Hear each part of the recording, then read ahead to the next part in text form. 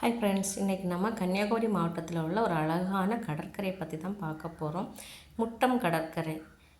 இது வந்து நிறைய படங்களில் இந்த கடற்கரை வந்திருக்கு. இந்த கடற்கரையில் உள்ள ஸ்பெஷல் என்னென்னா, நிறைய பாறைகள் இருக்கும். பாறைகளுக்கு இடையில் குகைகள் அப்படிலாம் நிறைய இருக்கும். பார்க்குறதுக்கு ரொம்ப அழகாக இருக்கும். நல்ல வெள்ளை கலர் மண், பீச் மண், நிறைய பாறைகள் இருக்கும். இந்த பாறைகள் இருக்க இந்த இடத்துல தான் வந்து முன்னாடிலாம் நிறைய படங்கள் எடுத்திருக்காங்க. அதில் ரொம்ப ஃபேமஸான ஒரு படம் வந்து கடலோர கவிதைகள். அந்த படம் வந்து இந்த கடற்கரையில் தான் நிறைய சீன் எடுத்திருப்பாங்க. நிறைய பேர் அந்த படத்தை பார்த்துருப்பீங்க. இப்போ இது வந்து சுற்றுலாத்தலமாக இருக்குது. நிறைய பேர் இந்த பீச்சில் வந்துட்டு போகிறாங்க. இது கிறிஸ்மஸ் டைம்னால அங்கே ஒரு குடிலும் வச்சுருக்காங்க. ரொம்ப அழகாக இருந்தது. இங்கே வந்து கடற்கரையில் நம்ம என்ஜாய் பண்ணிவிட்டு குழந்தைங்களோட சேர்ந்து விளையாடுறதுக்கு குழந்தைங்களுக்கு சிறுவர் பூங்கா அப்படின்னு ஒன்று வச்சுருக்காங்க. வாங்க நம்ம அந்த கடற்கரையை இப்போ சுற்றி பார்க்கலாம்.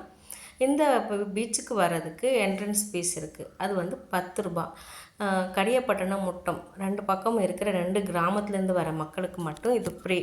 ஏன்னா வந்துட்டு அவங்க இந்த ஊரை சேர்ந்தவங்க, அதனால் அவங்க ஆதார் கார்டை காட்டினா அவங்களுக்கு ஃப்ரீயாக விட்டுருவாங்க. மற்றவங்களுக்கு 10 ரூபா தான் கட்டணும். 10 ரூபா கொடுத்து டிக்கெட் எடுத்துகிட்டு உள்ளே போனோன்னா நம்ம ரைட் சைடில் வந்து குழந்தைங்க விளையாடுறதுக்கு சிறுவர் பூங்கா இருக்குது.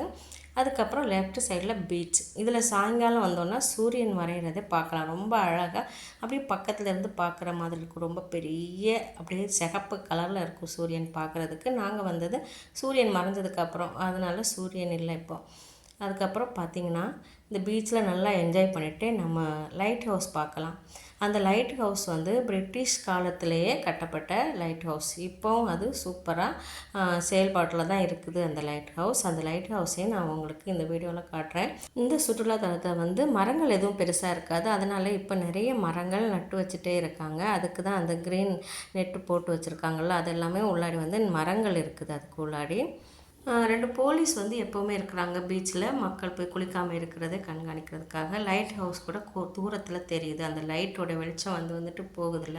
இந்த லைட் ஹவுஸில் வந்து காலையில் வந்து ஸ்க்ரீன் போட்டு மறைச்சி வச்சுருவாங்க. நைட்டு வந்து ஓப்பன் பண்ணும்போது அது கோல்டன் கலரில் பார்க்குறதுக்கு ரொம்ப சூப்பராக இருக்கும். இப்போ இருட்டிடுச்சுனால உங்களுக்கு அந்த லைட்டோட வெளிச்சம் மட்டும் நான் வந்து போகும்போது காட்டுறேன்.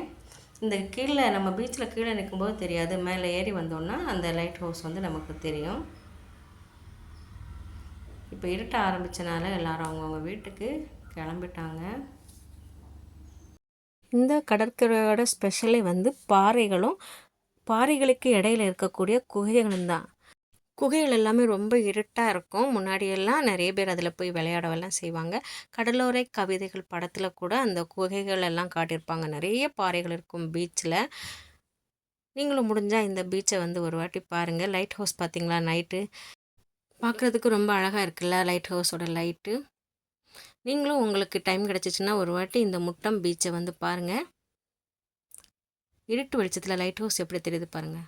வீடியோ பிடிச்சிருந்தா லைக் பண்ணுங்கள். நிலக்கடலோடு என்னை சப்ஸ்கிரைப் பண்ணுங்கள். நன்றி.